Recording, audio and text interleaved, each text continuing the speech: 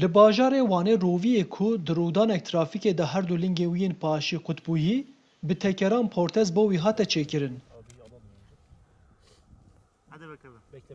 Ben yanında küçük prens var. Rûviyê birîndar ji aliyê rûnişvanan ve anîbûn navenda parastin û dermankirina ajalan ya zanîngeha 100. îla Wanê. Rovî demekî hatibû dermankirin. Lê ji ber ku her du lingên wî yên paşîn jê bûbû, nekarîbû rêve biçe. Hesen Kızıl ku ev 6 sala bo ajalên seqet bê pere porteza çêdike, ji rewşa Rovî agahdar bû û ji Mêrdînê hate hewara wî. Zaten ve derê wî rehabilite dikin o fizik tedaviya wan dike. Me ji ku çi destê me tê me ji erebakê çêkê zaten erebana jî wek fizik tedaviyê yani.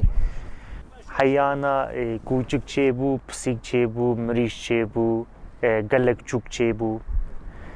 Ama nüh eş rêviyakî erebakê çê dike. Rovî di cerabandinên destpêkê da bo rêveçûnê hin caran zehmetî kêşa.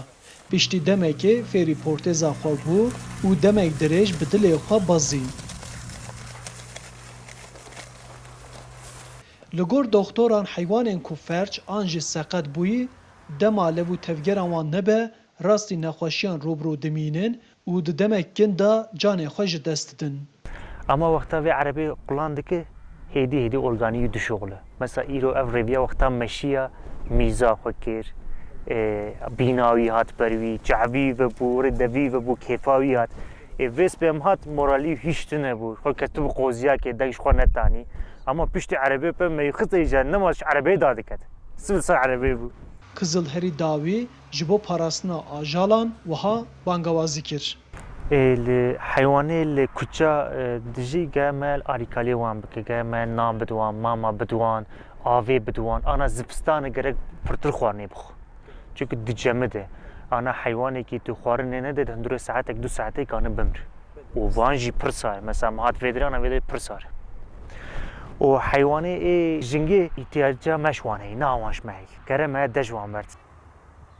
Li gor navenda parastin û dermankirina ajalan ya zanîngeha 100. îla Wanê, feraseta rûnişvanan ya hember, heywanan û jingehê di aliyê erênî da her diçe pêş dikeve.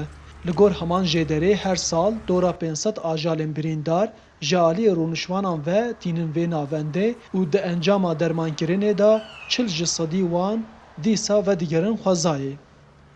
Arif Aslan, Dengê Amerîka, Wan.